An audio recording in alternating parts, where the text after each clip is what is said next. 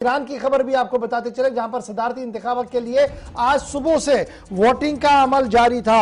Iran के अंदर voting का अमल जारी है। 13वें सदर के इंतखाब के हवाले से आज सुबह 7 बजे से मकामी वक्त के मुताबिक वहां पर 7 बजे से वोटिंग का अमल शुरू किया गया था। 72,000 पोलिंग स्टेशन पूरे मुल्क ईरान के अंदर बनाए गए थे और आयतुल्लाह सईद अली खामनेई की तरफ से सुबह अपने वोट का इस्तेमाल भी किया गया। अगरचे शहर के अंदर थोड़ा धीमी रफ्तार के साथ वोटिंग देखी गई, लेकिन गांव देहात के अंदर बल्क वोटिंग जो है वो हो रही है, ब्रिस्क वोटिंग हो रही है, जिसके बाद मुकाबला और भी दिलचस्प और कड़ा होने की उम्मीद लगाई जा रही है। पूरी दुनिया की नजरें ईरान पर है, क्योंकि ईरान के अंदर आज वोटिंग लगभग मुकम्मल हो रही है। सीधे चलते हैं, सिफ्ती मोहम्मद हसन ईरान के माहिर भी हैं और बैनुल-अक़वामी सियासत पर नजर भी रखते हैं। बहुत शुक्रिया जी सिफ्ती मोहम्मद हसन साहब ज्वाइन करने के लिए। फटाफट से ये अपडेट कीजिएगा कि सूरत हाल क्या कुछ है पोलिंग के हवाले से, और जिस तरीके की शरह आप कल ही बता रहे थे कि देखिए इंतजार कीजिए, आपको पता लगेगा कि बड़े पैमाने पर वोटर्स बाहर आएंगे। गांव देहात के अंदर उसी तरीके का माहौल, लेकिन शहर आते आते सुस्त रफ्तारी, ऐसा क्यों? देखें, जहां तक वोटिंग रफ्तार का ताल्लुक है, आप इसी से अंदाजा लगा सकते हैं कि कई ऐसे इलाके हैं जहां पर लोगों ने अब बाज़ाब्ता तौर पर इंतजामिया से ये गुजारिश की है कि जो वोटिंग का सिलसिला है, अगर उन्होंने कोई वक्त उसके लिए मुकर्रर रखा था तो उसमें उन्होंने इजाफे की मांग की है। उन्होंने कहा कि 1-2 घंटे इसमें इजाफा कर दीजिए ताकि लोग भरपूर तरीके से इस प्रोसेस में हिस्सा लेंगे।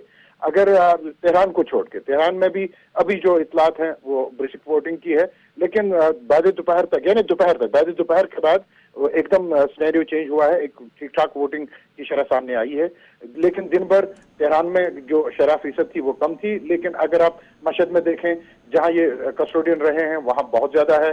कुम में देखें, इराक में देखें, इस्फहान में देखें, शिराज में देखें, जितने भी दीगर बड़े शहर हैं वहां पर ब्रिस्क पोलिंग हो रही है और जो तवक्का की जा रही है, यानी उससे भी ज्यादा लोगों ने इस प्रोसेस में सिफ्ती हसन साहब, खबर यह भी है कि इस बार ख्वातीन की एक बड़ी तादाद बाहर आई है, वोट का इस्तेमाल किया है as compare to last election जब सदारती इंतखाब हुआ था। नहीं, देखें, पैंडेमिक के एतबार से सभी खदशात थे कि इस बार वोटिंग की शरह कम रहेगी, लेकिन वो सब जितने भी खदशात थे वो दूर हो गए। तेहरान को लेके अगर आपने बैनुल-अक़वामी मीडिया को देखा होगा, अब अगर आप उस पर आप नजर डालेंगे ना तो उनका टोन भी चेंज हो गया अब, क्योंकि अब हर एक जगह वो कोई इलाका ही नहीं है जहां पर ये नहीं दिख रहा है कि लोग बहुत ही और भरपूर तरीके से इलेक्शन प्रोसेस में हिस्सा ले रहे हैं। तो अब जिस तरीके की वोटिंग हुई है, इसमें किसको कहां पर आप देख पा रहे हैं? अगर आपसे एग्जिट पोल की बात करें तो कौन कहां पर रह सकता है? देखें, अगर तेहरान की बात करें, तेहरान में सभी जितने भी बैनुल-अक़वामी नशरियाती इदारे हैं वो इब्राहिम रईसी को फेवरेट मानते थे, लेकिन ये नहीं, वो मोहसिन रज़ाई को फेवरेट मानते थे। लेकिन जो वोटिंग की शरह यानी दीगर शहरों से जबरदस्त तरीके से हुई है, तो अब इसमें मेरे ख्याल से कोई चीज बाकी नहीं रही है। अब इब्राहिम रईसी ही ऐसा दिख रहा है। देखें, अभी वोट गिनने बाकी हैं, लेकिन जो अभी तक रुझान है उससे यही अंदाजा किया जा सकता है कि अब जो 13वीं सदर होंगे इस्लामिक रिपब्लिक ऑफ ईरान के, वो इब्राहिम रईसी साहब ही होंगे। कल भी मैंने ये सवाल आपसे पूछने की कोशिश की थी और आपने जवाब भी दिया था। जरा अपने नाज़रीन के लिए एक लास्ट सवाल मैं पूछूं, व्हाट दिस इलेक्शंस मीन, जब मैं इसको यूएस ईरान रिलेशन के एतबार से देखूं, कितने इंपॉर्टेंट है ये और क्या कुछ अक्स किया जा सकता है इन इलेक्शंस के बाद? देखें, आप देखें, जो दुनिया की सबसे बड़ी ताकत है अमेरिका, उसकी रिजीम चेंज हो गई है। नई रिजीम ने मुतदिल होके मामलात को आगे बढ़ाने की कोशिश की है, यानी न्यूक्लियर डील एक बार फिर बहाल होने की बातें हो रही है।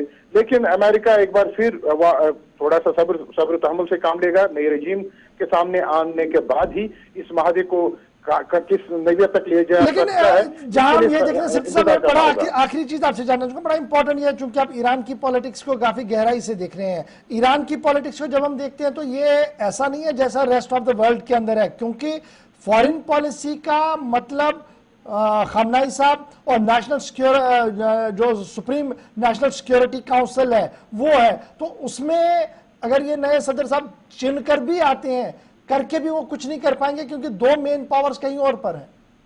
नहीं, ये भी एक, देखिए, ये भी तासुर गलत है। जो सुप्रीम लीडर होता है उसके नीचे एक सुप्रीम काउंसिल होती है। जैसे अभी ईरान के इंतखाबात होने थे, ईरान के सुप्रीम लीडर हैं, उन्होंने किसी को रद्द नहीं किया।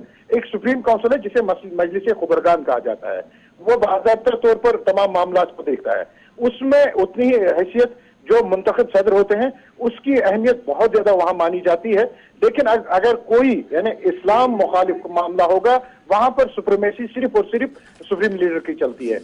जितने भी सियासी मामलात में वहां पर कोई मुदाखलत नहीं होती है, मुल्क की यानी मामलात में कोई मुदाखलत नहीं होती है सुप्रीम लीडर की तरफ से। लेकिन अगर क्योंकि वहां के आईन के एतबार से सुप्रीम कमांडर और सुप्रीम लीडर को ये ताकत दी गई है कि वो इस्लाम के तई अगर उन्हें कोई खदशा जाहिर हुआ कि ये रजीम जो बरसर इख्तियार है ये इस्लाम के खिलाफ कोई काम कर रही है, तो तब वो अपने उन पावर्स का इस्तेमाल कर सकती है। बहुत बहुत शुक्रिया जी सिफ्ती आजम साहब हमारे साथ ज्वाइन करने के लिए और तफसीलात देने के लिए। फिलहाल कुछ दिन इंतजार करना होगा, वोट शुमारी होगी तो पता लगेगा कि जो कयास आ रहा है या आलमी मीडिया कर रहा है वो कितनी सही और सटीक ईरान आते आते बैठ